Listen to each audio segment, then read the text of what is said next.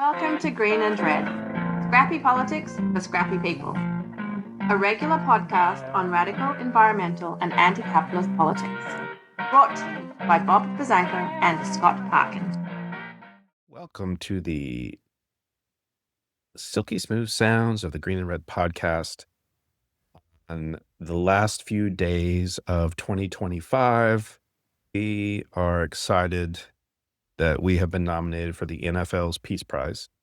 We believe that we can safely bring about an end to the Russia-Ukraine conflict, plus the Thai-Cambodia conflict, which has been going on for decades, and the NFL is going to give us a Peace Prize for it. So That's, you forgot, my mistake. It's the Donald J. Trump Green and Red podcast. oh, yeah, that's true. Yeah. Everything is being renamed. And I think we're also finalists for the NASCAR Peace Prize, if I'm not mistaken. Trump was also recently awarded the Idi Amin Peace Prize. I don't think that got much publicity. He's a man of peace. I believe he just claimed he ended the 100 Years' War. Just a very stable genius. The War of Roses, the War of the Roses is next on his list, at least because I think he's going to actually just rip out the entire Rose Garden. I think he already has, yeah. And that's how he's going to win the War of the Roses. Oh boy, we live in interesting times. It's the end of 2025, so this is something I guess we've done every year. We've actually been doing this for 6 years. That's nuts. Yeah, in February, it'll be 6 years. Yeah, 20, 21, 22, 23, 24, 25. That's almost 6 full years. That's crazy. Yeah. And we always do an end of the year show where sometimes serious, sometimes fun, sometimes both. And we want to give you this at the end of the year. And of course, as always, we want to thank you for following us and supporting us, and hope you keep doing it. Yeah, and it's the end of the year, and we've been making some light pitches in our last few episodes, and we've been putting out some fundraising emails and fundraising tweets and things like that. But as the year winds down, and you'll probably be hearing this is the last day of the year when you'll be hearing this, if you want to support the Green and Red podcast, go to greenandredpodcast.org and hit that support button, or become a patron at patreon.com/greenredpodcast. If you want to make a larger donation, we'll take whatever you got, as Bob likes to say, whether it jingles or folds, we'll take your cash. But if you make a larger donation, we also have a physical sponsor. And so you can just email us at greenredpodcast@gmail.com, and we can hook you up with our physical sponsor as well. I will say that we are pretty scrappy with how we do this podcast. Some of it's out of our own pockets. Some of it's from the generosity of our friends and our patrons and our audience. We also have swag. If you're watching this on the video, you can see that I'm wearing a Green and Red podcast hat. If for $25, if you want a hat, I will send you a hat for a $25 donation. Just email us at greenredpodcast.org, at gmail.org. So in addition to the hats, we're getting some shirts made. I think we've shown them to you before, but we'll have those out. And also, if anybody's interested, I've talked about this a lot, and it's my first book, Masters of War. It's about the military in the Vietnam era. It has a dual purpose. After I wrote it, it became, I think, important in the debate over JFK, the JFK conspiracies, and other people. Noam Chomsky cited it quite frequently. It's blurbed at the back by Seymour Hersh, he can't do much better than that. We've gotten a lot of other people who sent us emails and put up messages on social media saying how much they enjoyed it and found it useful in this debate over JFK. Because what it shows quite clearly is JFK was not getting out of Vietnam. And that's for a $35 donation. Yeah. So, yeah. And postage and handling and all that stuff. Yeah. And same with the hats and same with the t-shirts. And you'll really know when you get the t-shirts up. Yeah. And so we would really appreciate it if you would support the Green and Red podcast. It going into 2026, major media is being taken over by the far right, by the billionaire class, and independent media is more important than ever. And we're not like one of the big progressive, highly produced shows, and we're not the Brooklyn hipster media industrial complex. There's a lot of small, scrappy little podcasts out there. And so you should support them, and you should support us. More importantly, you should support us. And so support independent media and support independent podcasts. And one of the things we're going to do, since it's the end of the year, is we're going to talk about some of the shows we did this year that stood out. All of them did, but some a little bit more. And that'll give you some idea of the kind of stuff we do and the kind of people we've talked to. And we need to actually put together a list of, since the beginning, we've had some like great shows, amazing people. We've had on Seymour Hersh, we've had on Noam Chomsky many times. just all kinds of really great folks. Andy Basovich was a frequent guest. And we deal with a lot of topics like Trump versus the ruling class, military opposition, a ton of environmental stuff, environmental activism, especially street activism, that you don't find in many other podcasts. And I know it's fun for us to take digs at the Brooklyn people. They recently had an article about like how the resistance was so big in 2025. And great, they mentioned Bernie Sanders, no kings, and I forget the other thing, which is still true. That's fine. I got nothing against it. Mamdani, which is all great. I'm glad Mamdani won. Lefties who are attacking him, I think they need to step back and realize who their real enemies, but not a word about what was actually happening in the streets. The reason, if Trump is even a little vulnerable, it's because of them. It's not because Mamdani actually, that election helped because it raised the issue of affordability. But it's these people in the streets in LA and DC and Chicago and elsewhere who really have led the resistance. And that has nothing to do with Bernie Sanders or Mamdani or no kings. And you're not going to get that in Jacobin, and you're not going to get that from the Jacobin Associated podcasts and all these hip, self-important New York lefties. And when we've, like from the beginning, that's been really our main focus, is to give a platform to folks like that who otherwise don't. And it's really cool now because we're at the point where people are actually contacting us saying, hey, can we come on? And they're sending us books saying, hey, could you talk about this? So, Yeah. And a theme that we have had through our entire podcast, that when Bob and I started talking about what we wanted our podcast to be, was around organizing and direct action. And as you know, that was in 2019 when we started brainstorming the idea for this podcast. Now we're entering into 2026, where organizing and direct action is more important than ever. And part of that is people need to know their history. So we talk a lot about people's history. People need to understand the political economy. So we talk about the political economy. People need to understand the economy. And so we talk about the economy. People need to understand the material implications of the politics that are going on, not just the cultural aspects. But then we also talk a lot about popular culture, which we also think is really important here. And so these have all been themes. These are all themes which strengthen organizing and direct action. We talk about the history of direct action, the history of organizing, and the current state of it, as you were, whether it's in the forests of the Pacific Northwest or whether it's in the streets of Los Angeles and Chicago and Washington, D.C. yeah, and then there's a lot of good small lefty media out there, but give us a shot too, and don't rely on all the big stuff. We have issues with some of that. But when the New York Times turns Jacobin into its go-to representative of the left, then we've got a problem. When the New York Times approved of you, and we're not going to have Barry Weiss on or anything like that. But I think we will talk to people who you probably won't hear about otherwise. Talk about a lot of issues that you won't hear about otherwise.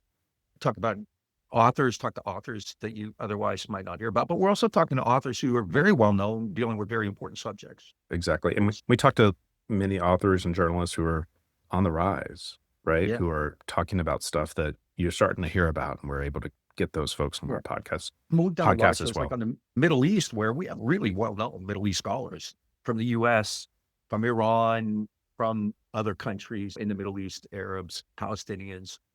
Yeah, we do our best, and we're not getting rich off this. The Soros checks, I don't know if ICE intercepted them or what, but we've never gotten them. Yeah, or Pam Bondi. I think it was Pam Bondi. Maybe has her people in the postal service watching stuff. Yeah, she does that in between looking at the Epstein video, right? Yeah, exactly. Anyway, please support us. Please support us if you can. If at the very least you can share it, right? Yeah. Tell your friends, send an email out. If we're on all the media, Facebook, Instagram, Twitter, Blue Sky, YouTube. Yeah. So share that. At the very least, share it. But importantly, for this time of year, make a tax-free donation. It could be your last tax-free donation of 2025 to greenredpodcast.org. Hit the support button, or go to Patreon at patreon.com/greenredpodcast. Yeah. And based on what Trump's telling us, you guys should have plenty of money out there because the economy is perfect. It's beautiful. It's amazing. It's the best economy ever. It's the best economy ever. So you should have plenty of disposable income. He's recently surpassed George Washington and Abraham Lincoln as the best presidents ever. If you're betting, it's Trump versus the field. Exactly. One thing I want to front load is that there's been a lot of issues this year. Like I said at the beginning, so many issues that you can't even talk about all of the things going on. But recurring themes this year have been political violence, resistance to ICE, the Epstein files, this increasing economic divide, turmoil, economic collapse, war with Venezuela, genocide in Gaza, and state repression, increasing state repression. And so we did about 95, almost 100 shows this year, and we covered many of these topics. And so we just want to go through what we have thought are the best of our shows for this year. We're going to talk about those a little bit. And there's shows where we have guests and have done interviews. And then there's also shows where it was just Bob and I, and we talked about history and politics and popular culture, actually. So, Yeah. Yeah, I separated mine that way, like interview shows and then history politics shows. And it's a long list because we did so many great shows. And honestly, like I feel bad about not including even more on it. In a lot of ways, these were just to some degree, like a lot of the stuff we do here is just fun. It's important, I think, to talk about this. Now that I'm a retired professor, it's really important for me to try to keep my mind active. And I know Scott's very involved in the activist world, so it has a personal meaning to him. But it's also just a lot of fun, I think, to talk to a lot of these folks, to have these discussions. Yeah. My favorite, probably because I think it's like an incredibly important topic. And the person to whom we talked, our guest, is like really well known, a really well known historian. I've been reading her books for 30 some years, and that's Ellen Schrecker. And we had Ellen Schrecker on to talk about repression. Ellen Schrecker is the best historian of McCarthyism like ever. And we had her on. The episode was titled Worse Than McCarthyism, Ellen Schrecker on Trump's Repression. And that's one of those that was really cool afterward to say, hey, that was a really great interview. And we talked to Ellen Schrecker.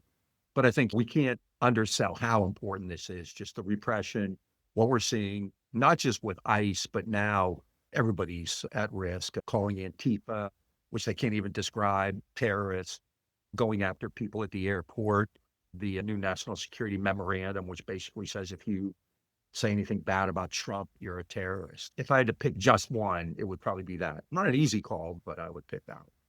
yeah, I definitely think that is the top of my list too, as far as the best, most important shows that we've put out. And we've done a number of shows on state repression this year. So it's a very important topic. We've actually talked with journalist Will Potter and journalist Adam Fetterman. Adam Fetterman is actually a sort of recurring guest on this topic with us. Just recently figured that out with him.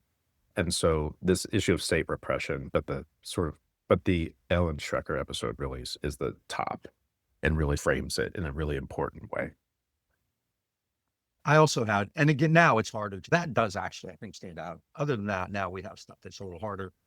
Like we did 2 shows fairly recently on Latin America, which I really enjoyed. I thought they were really important. Rodrigo, who is a scholar in Australia, talking to us about Venezuela. He is also the producer of a new documentary called Venezuela, The Cost of Challenging an Empire. And then just, what was it, like a couple of weeks ago, we had on another great, really well-known scholar, Aviva Chomsky, to talk about Trump's wars in Latin America, and in particular Venezuela again. And those are obviously very timely right now. Yeah, and then we also it's amazing actually now looking at it, thinking about the sort of some of the issues that I talked about have been the issues of 2025, is how many actually are related to state repression. Two other episodes that we had put on the list were also around state repression. One was The Encampments, where we interviewed the directors of a new film that came out earlier this year about the crackdown at Columbia and UCLA. There was 100 encampments on college campuses in 2024. The film really focuses on 2 of them. It was produced through Breakthrough News, but the encampments is about the protest encampments against the genocide in Gaza and then the crackdown on them. And then the other is we talked with a civil rights attorney, civil rights legend, really, Ron Kuby, who won some of the flag burning cases in the late 80s and is still an activist lawyer and a criminal defense lawyer in New York, where we talked about Trump's executive order that came out at the time on flag burning. But you really haven't heard much about that. And what Ron said, I even put it in the title, was this executive order means absolutely nothing, and it has gone absolutely nowhere. And so Ron was correct in what he had to say about that. And those were also like 2 really great episodes that we'd put out. Yeah. Kubi also, I think, is important because it shows, and this is a recurrent theme, that you can challenge Trump. He's not this big, super, mega demonic genius. And like you said, the flag burning thing has just been silly. Speaking of Also, silly, speaking what? oh no, I thought you were going to go into the comedy episode. Oh, I was actually. Man, you read my mind. I was also thinking it is silly, but it's also another case of taking on the state.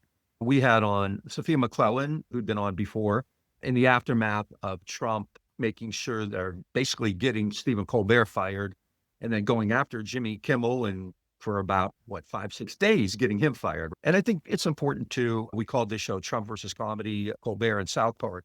South Park that's another thing unto itself, right?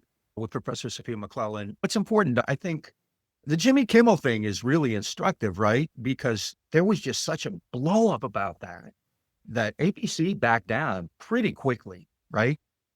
Trump hated Kimmel. He'd been tweeting about getting rid of him. The head of the FCC wanted him gone, and ABC complied.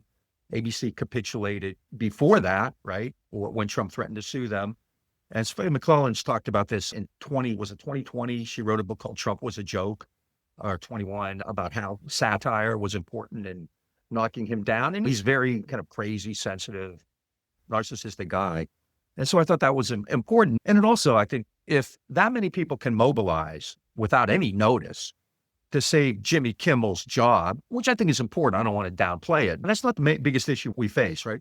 If you can do that to save Jimmy Kimmel, then you can do that to help the people in Chicago or the people in LA or your neighbors or whoever, right? And it just shows like that Trump is not some like mega Moloch who you can't touch. And we also at the time, that was when I think the first South Park episode came out, and South Park hasn't let up. And by all accounts in the White House, that really gets to Trump. He really hates that. It gets under his skin. And that's not how you win the war, but it's a good tactic. There's nothing wrong with it. Yeah. So death by 1,000 cuts. Yeah, and that's fine. And making fun of them, that's big dictators like that. It's important, I think, to cut them down. Just to go along with the theme of dissent and resistance against Trump is I'm going to point out that we did an episode on military dissent against Trump. We talked with Zach Henson, who's a military vet. He's also part of About Face, Military Vets Against War.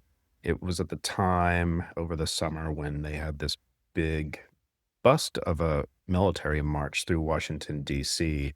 And we talked with Zach about, one, they were actually doing direct actions against the march in D.C.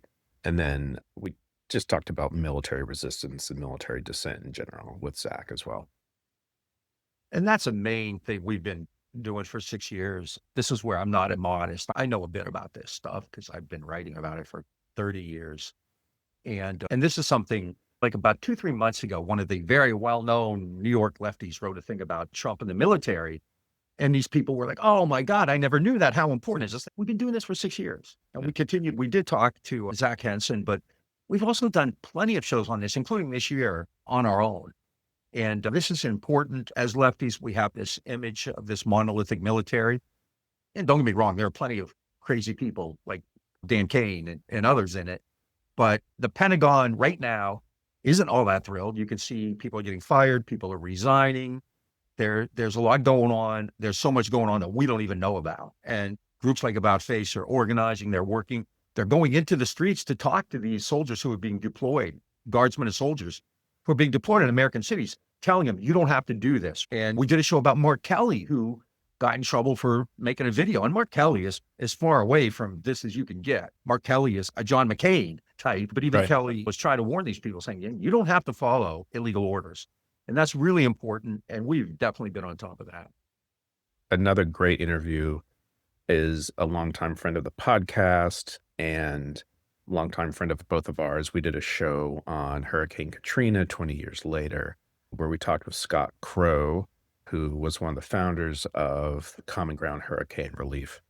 And we talked about the formation of the Common Ground Relief effort. And then we talked about Hurricane Katrina. And then we just talked about the long, slow history of disaster. And we talked a lot about it in context of Trump as well with Scott. It was a great interview. It was the 20th year. It was the 20th anniversary of Hurricane Katrina. Very important topic. And that's one of the more important and impressive direct action organizations we've seen in a long time. I think since the 60s and 70s. And there's a lot of lessons, even if And they fit into other categories too. It's not just Katrina. It's about, you can apply these ideas that Scott had in New Orleans after Katrina and use them and adapt to a lot of other issues too. Scott Gross very well known. He's a great guy. It's always good to talk to him. A couple more I had. One, just because we also like doing shows that kind of take on conventional wisdom, and we like to tweak other people on the left, believe it or not. And we had on a show called The Fraud of Recycling. Anyway, the theme of it was that industry is promoting advanced recycling as a full solution to the plastic crisis. So instead of basically limiting or somehow getting rid of using plastic, right? I read a piece just today. If you drink bottled water, you're going to get 90,000 microparticles of plastic. Whereas if you just drink like tap water, you get 3,000 or 4,000. And so we're hearing that take responsibility. If you recycle, everything will be fine. And as we know, there are, 7 billion plastic bottles thrown out every year. And I just think that's eye-opening. When you do shows like that take on these kind of sacred cows, right? Recycling. I recycle. I'm not going to stop doing it, but I think it's also important to understand that by itself really is doing pretty much nothing. Some shows you really learn a lot from. Along those lines, I didn't have this on the list, but the one we just released it like 2 or 3 days ago was like that with Nell Bernstein. Because I knew that was great. I knew nothing about that. Yeah. Yeah. So we talked with journalist Nell Bernstein about this thing happened over the last 20 years, which is the decline of incarcerated youth in the US and the decline of youth prisons. Like it's something like a 75% reduction in the number of incarcerated youth. She has a new book out called In Our Future, We Are Free. And we talked actually in great detail about that book. It's actually our last release before this episode. Yeah. The only one I have left, and only one from Gaza, which is crazy, right?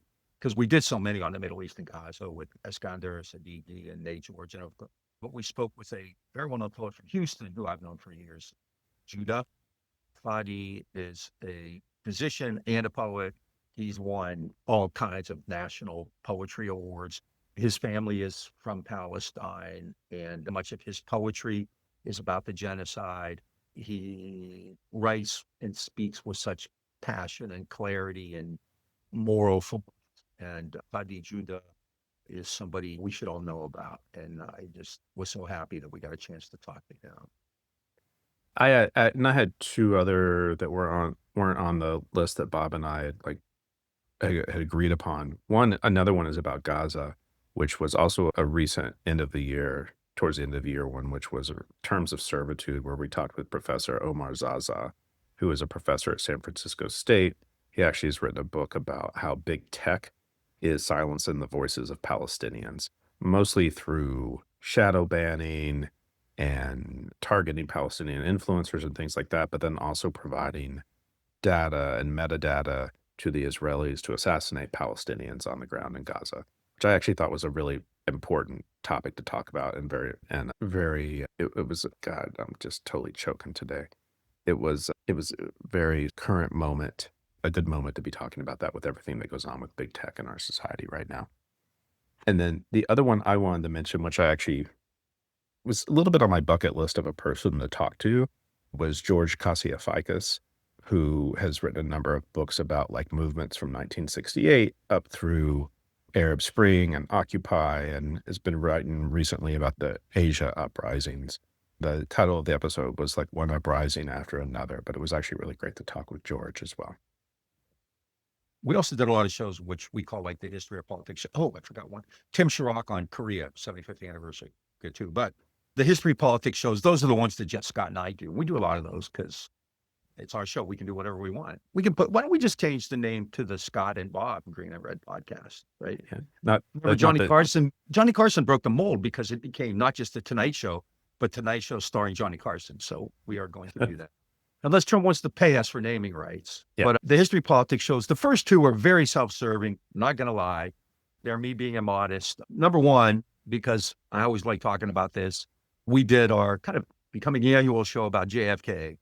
November 22nd, 1963, the myths, fables, and conspiracies of JFK, where once again, we just talked about the truth about Kennedy, and we update them as new information comes out, new documents come out, and we hear more stuff from the crazies, the nutty Oliver Stone, Flounder and Pinto, lefty QAnon Kennedy cult type people. And so I always enjoy doing that. And I think that one's really important to get the truth out about Kennedy.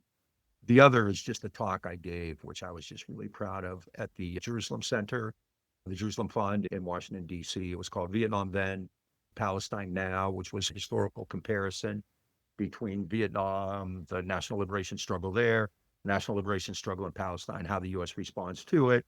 If I ever get off my butt and finish it, that will be coming out as an article at some point, but we'll see. So those two were meant a lot to me. They were very important to me, and I really enjoyed them. And then, along with the theme of Mark Kelly and military dissent and the Trump and Hegseth's interactions with the military, for a lack of a better description, two other episodes that I identified as important are the Defense Department wasn't woke, it was an agent for empire, which was an episode about the history of the Department of Defense and how changing the name back to the Department of War actually is a little bit of a disservice, because the Department of Defense was actually the real agent for empire versus what Trump and Hegseth are doing now. Yeah. Calling it the Department of War is actually limiting it. Yeah, but they're limited, so there you go. They're not the brightest. Yeah. And then the other one was how World War II was won, where Trump is talking about how the U.S. actually needs to take all the credit for winning World War II. And we actually talk about historical fact, which contradicts that. Yeah. We also did a show on the 80th anniversary of the Cold War, which touched on some of that as well. Yeah. So those were fun. The only pop culture one that we put in here, we did a few less of those. We're going to talk a little bit about some of the pop culture stuff in the next thing we're talking about. But the only pop culture episode that we really put in here was the conspiracy thrillers shaped by 1970s America, where we talked about the 3 Days of the Condor, the Parallax View, and All the President's Men. And that actually has been I've gotten a lot of good feedback about that episode. It's been very popular. Yeah, we did. We got a real good response to that. And there are a couple others we'll talk about, I think, in the next segment, too.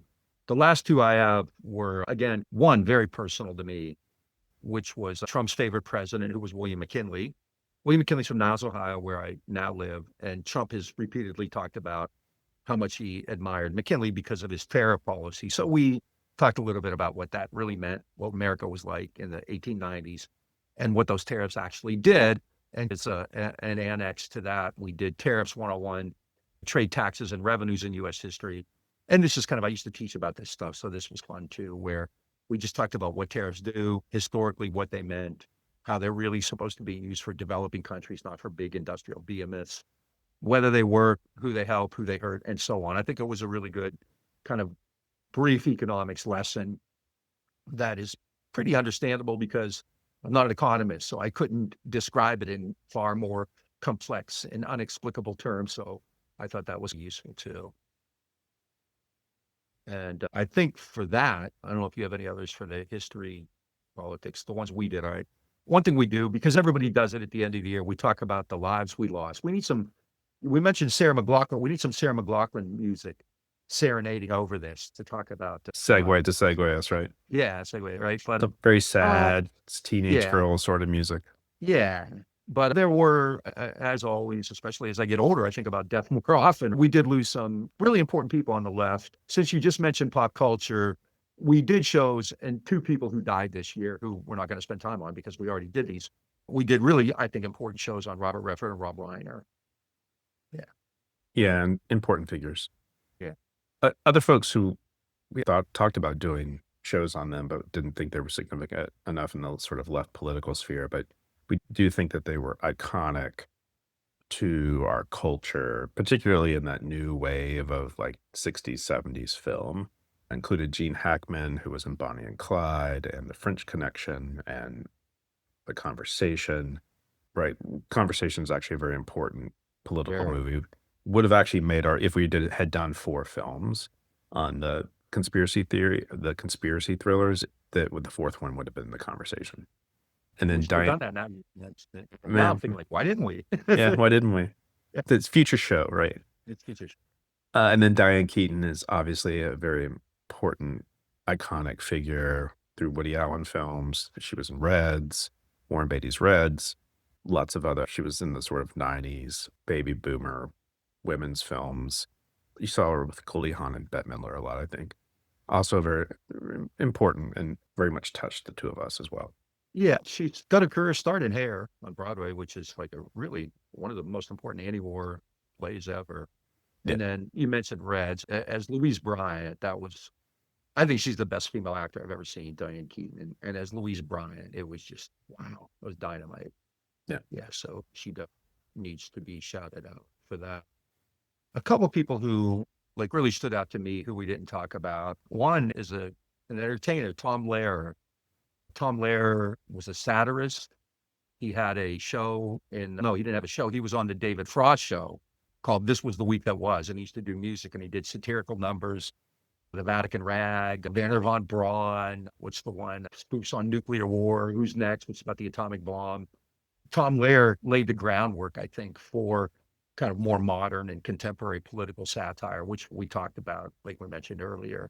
And Tom Lehrer, I used to play his songs in class a lot, and the students would get a kick out of it. When he was in his mid-90s and died, and Tom Lehrer, I think, is really an important figure in American kind of cultural resistance, which we do talk about, as was somebody who, important to me, not as well known, Jules Feiffer. Feiffer was a cartoonist, was a playwright.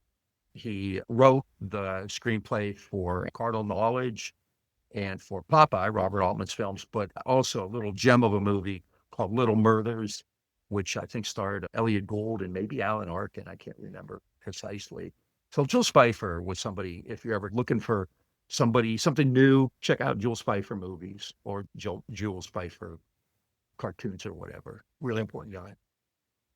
The only other one in the sort of entertainment world that I want to mention, which I've actually wanted to do a show on one of his films for a while, is Robert Benton, who made films more around the Depression era, around the West, around like neo-Western themes. He did films like Tender Mercies. The one I actually want to do a show on at some point is Places in the Heart, which is about the Depression era Texas, starring Sally Field and John Malkovich and Danny Glover and Ed Harris as actually in an Amy Madigan. But I think that a lot of his films touches on some like rural Americana times that have passed us since. And I think he's made some important contributions to the sort of culture with more of a progressive politic. One thing that I had forgotten until I looked him up while we were preparing for this was he directed a film called The Human Stain. It's based on a novel by Philip Roth. And we talk a lot about cancel culture and stuff like this. This is way ahead of the time. This was going to start, right? It's a Philip Roth novel. A lot of people on the left hated it, but it's about a professor who gets accused of saying something really offensive and gets destroyed. And I do think that's a very real thing. And I think it's something that we can't just dismiss and say, oh, that's propaganda. The right wing is the one who really does that. Absolutely. Especially look at what, like you point out, the encampments, right? They're going after people all the time. But it does happen in other venues too. And Benton really did a great job, I think, on that. Right? Yeah. Very important. Another person, kind of entertainment, maybe not, is Bill Moyers, who I think Moyers worked with LBJ. He was always a good liberal, but the kind of liberal, I mean, that this is like good liberal is usually sarcastic and derisive. In this case, I really mean it. Bill Moyers, after he left the White House, had a PBS show on for how long? For 30, 40 years, I think. Yeah. And he opened up the doors to like all kinds of people who really weren't getting that kind of attention before. Left scholars and people talking about the economy, and offered like in terms of being in the mainstream, one of the most kind of critical views that you could get came from Bill Moyers. All in all, if liberals were like Bill Moyers, we wouldn't have nearly as much to bitch about. He's someone who a lot of journalists, particularly left journalists and progressive journalists, look to as an early pioneer, I guess you could say. Yeah. He was, yeah. We also wanted to hit on a couple of musicians. Jimmy Cliff passed away. His songs tackled themes around the war in Vietnam, social justice, poverty, racism, lots of stuff around hope for change. It was very much using powerful reggae rhythms to inspire these movements. Yeah, The Harder They Come, for example. And then Sly and the Family Stone, I love Sly Stone. I love Sly and the Family Stone. His politics were centered on racial and radical inclusion, post-civil rights ideas. I actually affiliate him a lot in my mind with Black Power, but anthems like Everyday People and Stand. He had a song called There's a Riot Going On, promoted a vision of Black and white people fighting racism together and fighting segregation. And it was also just like a lot of like joyful, funky music. And there was a moment in that era where he was as big as anybody. Yeah. He was like a genuine rock star. Like after the Beatles, you had that kind of period there, and Sly really stood up for that. The other singer I have, very different than Jimmy Cliff and Sly Stone, was Peter Yarrow from Peter, Paul, and Mary, which is really an important folk group. They were part of that folk revival in the late 50s, early 60s. And their songs, their best known songs were like Puff the Magic Dragon and Leaving on a Jet Plane, cover songs. Where Have All the But they Flowers did a lot Gone? Do they do Where Have All the Flowers Gone? They covered, that's what I was just going to say. They covered like Pete Seeger and Bob Dylan, and they were at every rally ever. Many years ago, I lived outside DC in Maryland, and every year Tacoma Park, which is still a well-known kind of hippie enclave, would have a folk festival, and Pete Seeger would perform pretty much every year. And then Peter, Paul, and Mary, or I think they were still together. Maybe Mary Travers had died already by then. I don't remember that. But Peter Yarrow would be there. And he was just, in terms of conveying those messages and taking the music of people like Pete Seeger and Bob Dylan and putting it on AM radio, and it was really critical. And I know I would play his songs to my son when he was a baby. Peter Yarrow, I think, in terms of that folk revival, is really an important figure there. And then when we get into the politics, which is a lot of the sort of remaining folks on our list, and politics is let's use a wide berth here. We added Pope Francis to the list. Pope Francis been a pretty important figure the last couple of decades. Our first South American Pope. He did a whole lot to challenge the church on a lot of issues which are near and dear our hearts, like poverty and human rights and war and things like immigration. Was very critical of the Israelis and the genocide in Gaza as well. Was very critical of Trump until like his dying day. His last phone call was to a priest in Gaza who he called, like, I think every night. Yeah. And in his will, he left whatever he had to, I believe, the same people in Gaza. Yeah. And his last meeting, his last face-to-face meeting ever was with J.D. Vance. So, I don't think we need to tell you how to connect those dots. Yeah. We'll let you figure it out from there. Yeah, I'm a very recovering Catholic, but El Papa wasn't a bad guy. And the new guy is really, I think, standing up to Trump on some of these issues too. It's still a regressive institution, but within that, they have significant global influence. And so to have them, and I think the church had been moving in this really hardcore right-wing direction. Benedict was like literally the leader of the Inquisition in the Vatican. And so Francis was really, I think, an important break from that. And they spoke, I don't know, more humanely about like gays and, women and things like that. Didn't really change church doctrine, but certainly told people not to be so hateful and discriminatory. Yeah. The other two on here, pretty significant. Jose Mujica, who was a Uruguayan politician, revolutionary, and farmer who served as the 40th president of Uruguay from 2010 to 2015. And then the other... Mujica actually drove an old VW Beetle and wore like old clothes with holes in them. And he really was a peasant and really embraced that and didn't leave office wealthy like most world leaders do. And then the other is Assata Shakur, hero to many on the left in the U.S. and other parts of the world. Joanne Chesimard, born Joanne Chesimard. She was part of various radical Black power groups in the New York, New Jersey area. Was involved in a shootout with New Jersey state troopers that left at least one New Jersey state trooper dead. She actually spent some time in prison and then escaped to Cuba. And where she was a hero, she was the top of the FBI's most wanted list until she died. And where she was a teacher, she kept a pretty low profile in Cuba because she didn't want the U.S. government figuring out where she was. I don't know if they did or not. And she said a lot of like really important things and did a lot of important teachings and things like that. No one's going to give you the education you need to overthrow them. Nobody's going to teach you your true history, teach you your true heroes if they know the knowledge will set you free. And also inspired her nephew to become fairly well known. Yeah. Tupac Shakur. Tupac Shakur. Yeah. I just have a couple who aren't really in categories per se.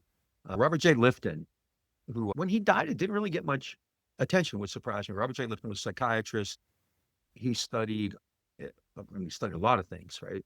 It's like the old Bob Dylan line. My father once said, he said so many things. Robert J. Lifton studied the survivors of war, very importantly, Hiroshima, World War II. I discovered him through a book called Home from the War, which was about Vietnam veterans.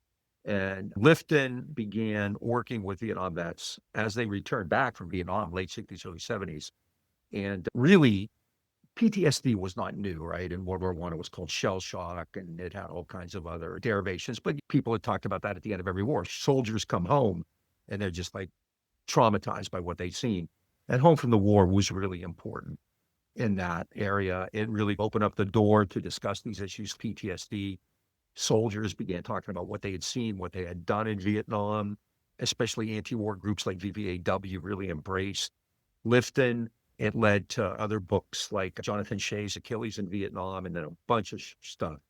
And Hollywood picked it up, and they would often, in an exploitive way, talk about vets who had been traumatized in Vietnam. And they often portrayed them as crazy, which was unfortunate, right?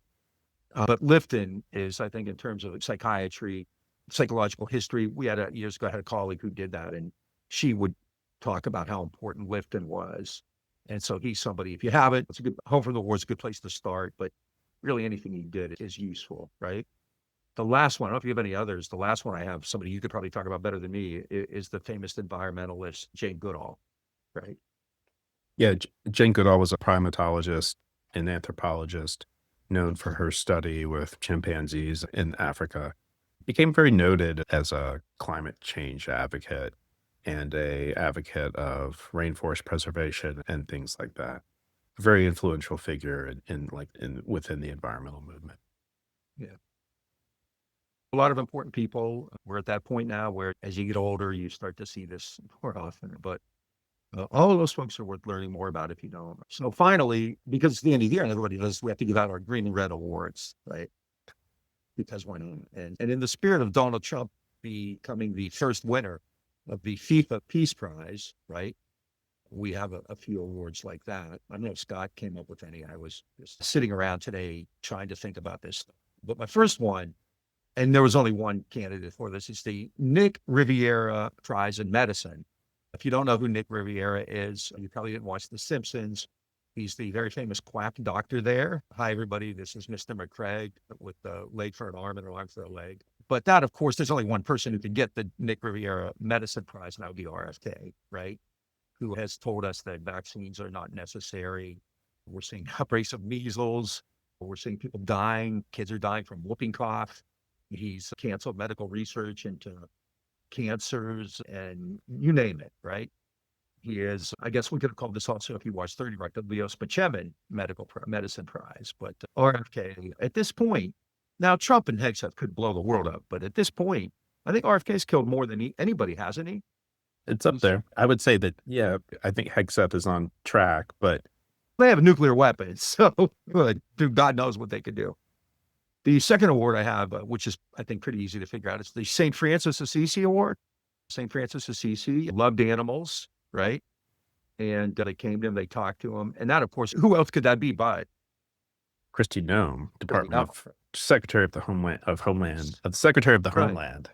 And I don't want to compare brutalizing people to dogs. She bragged in her memoir about shooting her dog, shooting her goat. And now, if she could get away with it, she'd probably be doing that at CCOT in El Salvador. And clearly the biggest animal lover, right? The Frank Burns Decorated Military Service Award, right? Remember Frank Burns from MASH? That would, of course, go to Pete Hegseth, right? Hegseth has this sterling Major Frank military Burns, record. Major Frank Burns, and Major Frank- Pete Hegseth. Major Pete Hegseth. Although, to Frank Burns' credit, he was actually in a war zone as a regular officer. Pete Hegseth, I guess he was in Iraq, but he was there with the National Guard. And I think they're both kind of these faux Christians, right? They would both pray a lot and talk like kind of Robert Duvall played Frank Burns in the movie, very religious and all that. So I think Pete Hegseth definitely fills the bill there. And we'd all be better off if he was on a TV show rather than running the Pentagon. Yeah. The sexiest couple alive. People magazine always puts out its sexiest man and sexiest woman alive. This year we have the sexiest couple alive, which is, of course, J.D. Vance and his future ex-wife, Erica Kirk. Yeah, exactly. Don't know who else that could be. Were you going to say something or? No, I have one, but I think you Oh, have good. more. Okay. Yeah, I have two more. One is the Leonard Zelig Award. If you remember Leonard Zelig, he could like the Woody Allen character who could change into whatever was around him. And this year, I think the only person I could think of who could be honored with that would be Marjorie Taylor Greene, who has somehow gone from the most batshit crazy, right-wing conspiracy lunatic to being the biggest thorn and the main opposition to Donald Trump in like less than 12 months, which is really quite remarkable. Marjorie Taylor Greene is Really less than 6 months. less than 6 months, really, yeah. Marjorie Taylor Greene is now saying things that you won't hear Schumer and Jeffries say. And it is a Zelig-like evolution, right? Big New York Times story about it right now. Yeah. The last one, unfortunately, we couldn't give it away. It's called the Three Wise Men and a Virgin Award because there was no one in Washington, D.C. who would fit the bill. We couldn't find any candidates. We didn't even give that one away this year. Yeah. The one I have is the Memorial Pee Wee Himmler Award, which goes to Stephen Miller. We can't leave Stephen Miller out of this as well. If you look at him, particular at certain angles, he looks a lot like Pee Wee Herman, especially if he was mixed with Himmler. If his parents had bred with Himmler, it's very scary. It's creepy. Like the first time I ever saw him and Himmler, the pictures, wow. I wonder if like he was born like the day after Himmler died. Maybe there is something to that. Reincarnated. I doubt it. I also think we should come up with one which is called Crazy Fox Grandpa, and that goes to Trump. Every time I ever see him talk, it's just like someone's grandpa at Thanksgiving dinner. Oh yeah, who watches too much Fox. That's all it is. Oh, we could give so many out. Oh, I forgot. There's the Leather Daddy Award, which is Trump and the Republicans. He's their leather daddy, man. No matter what. Yeah. He smacks them around, and they say, "Give me more, daddy." Yeah. Yeah, this could go on forever, but it's pretty bleak.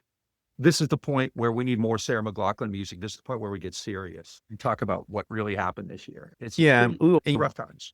As we went through our list of our episodes, I think we hit on a lot of this. Yeah. But the one thing I really want to focus in on, like I said at the beginning, is that a theme that we have in our show, which is not a theme you hear on a lot of other lefty shows, is around organizing and direct action. I've actually heard big name podcast hosts say they don't like having activists on because they're boring. And I honestly think because they have these soft Democrat / socialist politics, they're actually afraid of anarchists, or they don't like anarchists or whatever, where we embrace those politics, anarchism, what have you, direct action. And so we've done a lot of shows on a lot of this resistance. There was a lot of resistance in 2025. And also, we actually did a segment called The State of the Resistance, talking about this with Patrick Young, who's an organizer in DC. I do want to say that Bob and I have talked about this quite a bit, especially when these were happening, but the No Kings rallies were important. They're an important gateway drug for people to get involved. The soccer moms who are going out of their houses in Minneapolis and filming ICE on their phones as they're harassing undocumented and documented brown and black people, those are the people who go to the No Kings rallies. And so those No King rallies are important. I don't want to shit on that. I think it's important. I do think a lot of lefties have been shitting on it, and I think that's really short-sighted. Yeah. And we can talk about indivisible and move on, being connected to the Democrats, sure, whatever, but that's not everybody who's in the streets. There's a lot of ways that they could probably organize the No Kings rallies better. A lot of people are getting in the streets and a lot of people are involved. I think it led to these massive waves that we're seeing at the ballot boxes. Also, not a big fan of the Democrats. I actually would say a big theme of this show is that beat up on liberals and Democrats and those who punch left all the time. I do think what's been happening in special elections and what happened in this off-year election was actually pretty important as well. I think that's connected to the No King stuff. But I do think what we're seeing in the blue cities and the blue states that Trump has decided to go after with his stormtroopers, with people like Greg Levino and ICE and Kristi Noem, and starting in Los Angeles, Chicago, Washington, D.C., whether it's ICE or the National Guard, Charlotte, Portland, New York, lots of other places, is that we're seeing like a real resistance. We're seeing where community, like it's not even activists who are doing this anymore. It's you'll see ICE raid a neighborhood and then everyone comes out of their houses and swarms them and runs them Chicago out. teachers. Chicago teachers are just fucking inspirational. And LA teachers too. Yeah. Yeah. But just the way in which communities and neighborhoods are actually pushing back on these people. There was one it was somewhere in upstate New York. It was in Rochester. It was early on. It was in Rochester or Buffalo or somewhere like that, where it was a black neighborhood and they were harassing, trying to get undocumented Latinos. And like the whole neighborhood came out against them. They slashed their tires. They actually had to flee. ICE did, because they were in fear of their own safety. Or in New York, they blocked them in. They couldn't get out of Yeah, it was in Chinatown, yeah.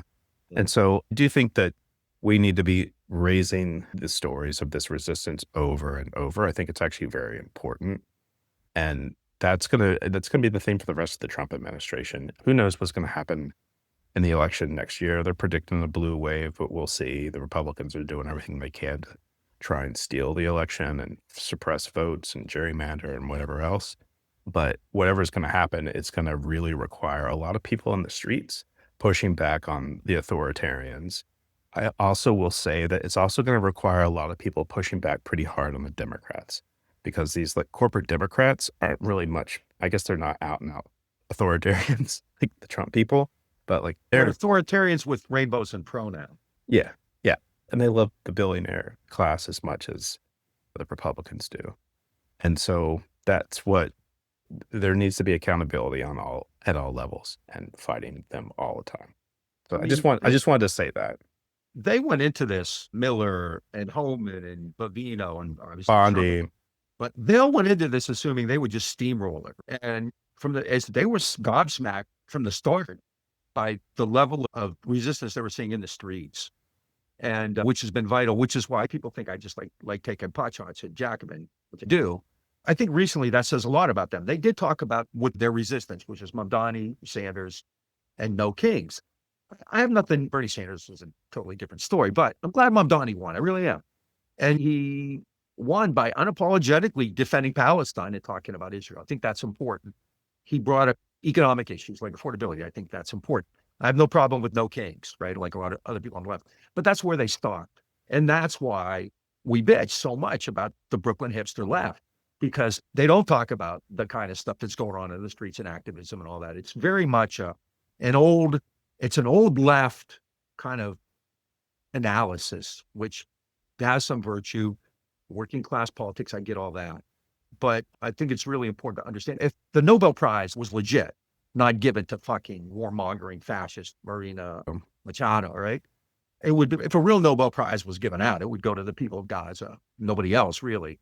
But if not, you do have these people who are resisting here in the United States, who really are standing up, and the Democratic Party isn't doing shit for them. 75 Democrats voted for a resolution praising ICE as like valiant civil servants. The Democratic Party just voted, the vast majority of Democrats just voted in favor of a new military spending bill, Pentagon spending bill, which gave Trump more than he asked for. And it's these people in the streets who are really doing that. Also, if there really were like the Green and Red Peace Prize, we would take into account people like Greta Thunberg, who the media loved her when she was talking about global warming, but now she's Hamas. And one of my favorites, who I think has really been really She's anti-capitalist and pro-Hamas. Anti-capitalist, pro-Hamas, Francesca Albanese, the UN's special rapporteur for Palestine, who has been attacked, put on sanctions lists. She can't get health care. She can't get at her bank account because she has, again, unapologetically defended Palestine and criticized Israel. So there are a lot of folks like that who really have done great stuff. It's been a rough year. You've known me for a long time. I always try to be measured about analyzing things. And I never always said like panic is not a really good strategy. It's still not, right? But this is 2025 has been a gut punch. It really has. It's Not, hard. It's not hard. It's hard not to panic in this it's moment. hard not to be scared and freak out when people tell me they are. Like, you're not going to say don't. There's no reason to. And in my estimation, the biggest reason to be concerned is because the Democrats and the media and liberal institutions like universities and law firms and others haven't really stood up to Trump. Yeah. And you're starting to see that break a little bit now. And there may be some virtue in people like Marjorie Taylor Greene, the Indiana Republican Party, which refused to redistrict and gerrymander again to give themselves more seats. The governor of Oklahoma, who is as useless as they come, refused to send National Guardsmen to other cities, saying, hey, I wouldn't like it if Illinois Guard came into Oklahoma. Thomas Massey and Rand Paul, who are both crazy right-wingers, but they're leading the resistance to Trump's war against Venezuela, not the Democrats. And Massey Green are probably legit anti-Semites as well. Oh, I think so. Massey, Yeah. absolutely, right? And Yeah. but Chuck Schumer's only criticism is that if he wants to go to war, he needs congressional authorization, which may be true, but that's beside the point, because basically he could get it. He could get it tomorrow if he wanted to, right? Yeah. You're not going to stop. It's like saying people should impeach Trump. Sure, and I should have a pet unicorn. So these folks out there are really critical. And it's all over the world, right? In Gaza, in LA, in Chicago, just everywhere, in Venezuela now, in Cuba, Colombia. We're seeing this kind of real global conflict right now. And clearly we have this resurgent. To call them right wing is understating how bad they are, right? We're supposed to have a show on this group in the UK called Palestine Action, and the guest has rescheduled. Yeah. Hopefully not canceled, but rescheduled. And those folks have inspired a movement of people in the UK. If they just hold a sign that says "I support Palestine Action," they're getting terrorism charges, including Greta Thunberg this week. And the leaders are actually in prison and all on hunger strike. It's courageous stuff that's going on right now. And Palestine Action has also spread to other parts of Europe as well. And Palestine Action basically monkey wrenches factories that produce weapons for the Israeli military. Yeah. And this is done under a labor government, right, in Britain. And we're seeing people like supporters of Palestine that are being manhandled and attacked in Germany and all over Europe, Spain, and your people, what your people have done has been actually pretty good. Maloney's not, but the Italians definitely, they've threatened strike. They've gone on strike. General strikes in Italy. They've refused to Spain too. Load ships. Yeah, Spain, Ireland, and you actually have government support as well. Italy, not so much with Maloney. The Italians have always been pro-Palestinian. Every time I've been there, I've seen Palestine flags and stuff like that. But yeah, there are people. And one thing that's really disappointing here, and I would hope somebody's working on it on a very high level, is that American labor has really been embarrassingly, criminally silent through this. There have been elements of it, like labor councils and so on, but the big unions, the AFL-CIO and Sean Fain, and forget the Teamsters and Sean O'Brien, have really done nothing. And that's unconscionable. Yep. Negligent. And so hopefully something will happen there, right? Yeah, absolutely. It's been a rough year. What can you say other than just keep fighting? Keep hope alive. Keep hope alive. Yeah. Do as much as you can. Not everybody has the same ability, the same circumstances. Organize. We often in our show, our end of the year quotes. Organize. Yep. That's really all we can do. And once again, that's the role of the Green and Red podcast, is to promote that organizing and direct action. One last thing. When you see other people standing up, that's a lesson.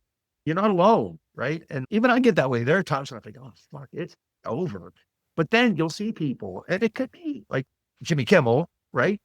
Or I think more importantly, it could be all of these people in the streets, these teachers in Chicago. And a couple of months ago, a bunch of, for lack of a better term, suburban housewives in Illinois went to an ICE facility and did civil disobedience. They sat down and forced them to arrest them. And that's here in the Bay Area. Here in the Bay Area, 40 clergy were arrested working in an ICE facility last week. Yeah, the priests in Chicago who are getting like pepperballed in the head, getting shot at. That makes me feel better that you're not alone in this. Hell, if you look at the public opinion polls, we're the majority, right? Unfortunately, the media goes along with them and the Democrats go along with them. And I'll also say that I see a lot of people in despair about the state of the world because we have this authoritarianism pushing it on hard on the US and other parts of the world. And I see a lot of people with a lot of hope and joy as they take action, as they get involved. There's an American naturalist named Edward Abbey who said the antidote to action is the antidote to despair.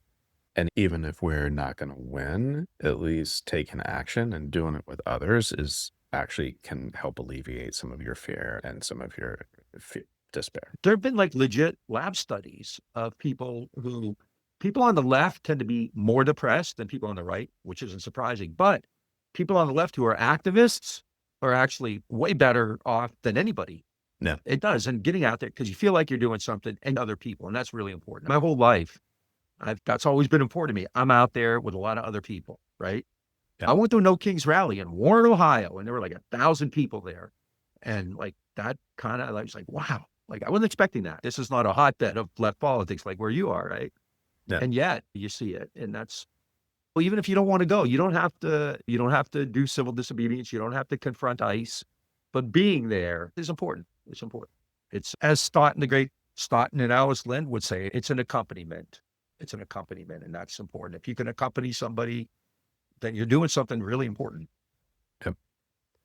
I think we can wrap it there. We're going to wrap 2025 there. Folks, you've been listening to the Green and Red podcast, talking about 2025 as we pass into 2026. We'll have lots of new interviews and shows coming at you in 2026. We got lots of people on deck who say they're going to talk to us. And so Christy No, Marjorie Taylor Greene, Stephen Miller, right? Steve Van Bannon, Blondie, right? Yeah.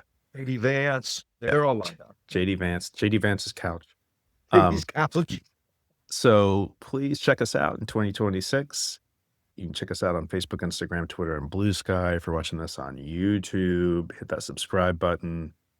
If you are listening to this on audio platform, please give us a rate and a review as it helps us with the algorithms. And if you really like us, especially in this last days of 2026, please give us money. We'll take whatever you got. I love it when you say it, Bob. I can't say it as Whether it authentically. folds or jingles. Folds or jingles. Just go to greenandredpodcast.org and hit that support button or become a patron at patreon.com/greenredpodcast. Can I say one last thing? And Bob has one last thing to say. Think globally, guillotine locally. Yeah. 2026, it'll be more important than ever. And until then, misbehave and make a lot of trouble. And we'll talk to you again next year.